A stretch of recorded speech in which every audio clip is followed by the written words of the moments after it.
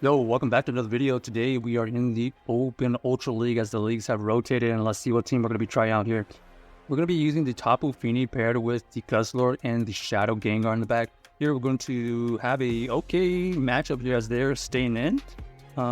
Surprisingly enough, we're doing some similar fast move pressure, even though the Annihilate's counters are being resistant. We're going to fire up on Nature's Madness immediately here. We're going to get the shield and get the debuff. Our opponent here is continuing to stay in, so this is potential Shadow Ball. We do shield the correct Shadow Ball right there, so we have a great advantage. We're going to fire off this Surf here right before they get to a move. They decided double shield.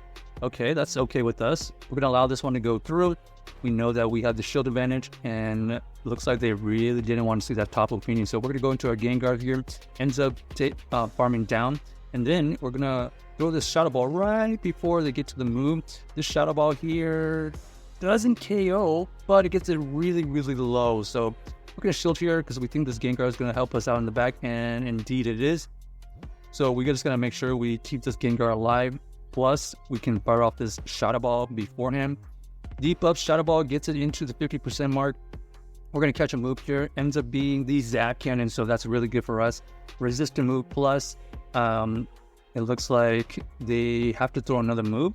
They're going to throw a Focus Blast right before we get to our move. We are able to survive it, thankfully, and now we're going to be able to throw our own Crunch. This is debuff, so I don't think it's going to KO from this range, and we don't get the debuff, so a little bit unfortunate, but luckily we are able to get to another Dragon Claw. Even though this is a resistant move, it will KO from that health range, and then we are just basically one fast move away from taking out that Poliwrath. So GG start opponent, the Gengar coming in clutch, taking out that Registeel, and essentially that Poliwrath eventually. Next game, let's see what we find. We got the Tapu Fini versus the Greninja. Fantastic lead here. We don't have to worry about any charge rules. They switch into the Clefable, which is kind of a weird Pokemon to deal with for our team. So we have to use Gengar here, relying mostly from its fast move pressure. You can see just fast move alone, it's already in the 60% health range. We're going to fire off this Shadow Ball right when they get to their move. They decided to let it go. And then our opponent here comes back in here with the Greninja. This Greninja here is going to be able to resist all of our moves. Unfortunately, it looks like we were debuffed, and that Shadow Ball, even though it's resisted, is still dealing roughly 60% right there, which is fantastic. We'll let the Night Slash go through, that's fine. We're going to come back in here with the Tapu Fini because we don't have to worry about any moves. We know that they have a lot of energy. This is going to be a Hydro Cannon, it makes sense. And then they're still staying in, which is very odd. What do they possibly have in the back here that they don't want to switch? Maybe like a Guzzlord? Okay, it ends up being the Charizard, so that's why. So we're going to stay in here to fire off this serve. This is going to grab the first shield. We have to stay in to get to this next serve. This is going to get the second shield. And now we have to make a decision. Are we going to switch out or decide to stay in and do these water guns? We decide to stay in, apply all that pressure. We're going to tank the first Dragon Claw. We know that we can tank the first move. It does roughly 20%, so they have to get to at least 3 more. We're going to show this one here, and then we're going to farm down perfectly. And we come out with a Dragon Claw move. This is going to take out this Greninja easily, and down goes the Greninja. So GG start opponent able to win that game with the Guzzlord in the back, taking out the Charizard, taking out the Greninja, but mainly because the Gengar did a ton of work. All right, next game, we got the Tapu Fini versus the Heliolisk, and it looks like they switch out into their Annihilate when we have the Guzzlord. This Guzzlord here is going to be able to tank the first one. Okay, so they have the Night Slash. Night Slash here is resistant. They're going to be relying mainly on their fast move pressure. So we just got to make sure we throw in good timing. They're going to throw another move here, probably the Night Slash. Yep, Night Slash right there doesn't KO, which allows us to get to this Dragon Claw. This Dragon Claw here will get a shield, or it's going to let us flip the switch. They decide to shield, farm down. And now we have a decision. Do we think we can come back in here with the Tapu Fini? Okay, they don't allow us to farm down. They're going to switch out immediately into their Helio in the back. We're going to show this first one here because it's potential Thunderbolt. And now we just got to throw in good timing. This is going to get a shield, or it's going to get them low enough for a farm down. So they decided to just use their last shield right there.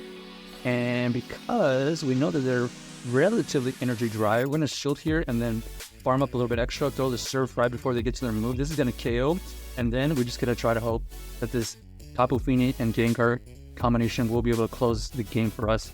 Okay, so they have Jealous in the back here. We're going to try to race to a Shadow Ball, and let's see if we can get to the move. Oh!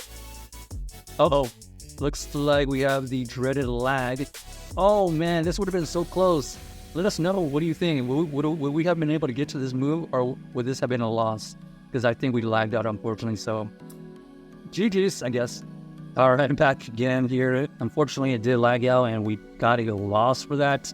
Very, very unfortunate, because it would have been very close. But on to the next game. We got the Tapu Fini versus the Poliwrath. They switch out into their Cresselia. We're going to switch out into our Guzzlord here, as this Guzzlord is going to be able to tank one Moonblast, and then we're going to be able to throw our own Crunch here. Even though this is probably a losing matchup in the one shield at least, it's okay because we potentially can come back in here with our Shadow Gengar. And since we got that debuff, this is a great opportunity to get a farm down. Let's see, let's try it out. 1, 2, 3, 4, 5, 6. Perfect farm down. That is perfect scenario for us. We see the Skeletors in the back, and this Shadow Gengar with all this energy is absolutely a menace. So we do get the shield first, and then we're going to build up a lot of energy, throw this Shadow Punch again. They do decide to double shield. We're going to switch out into the Tapu Fini once they have no shields.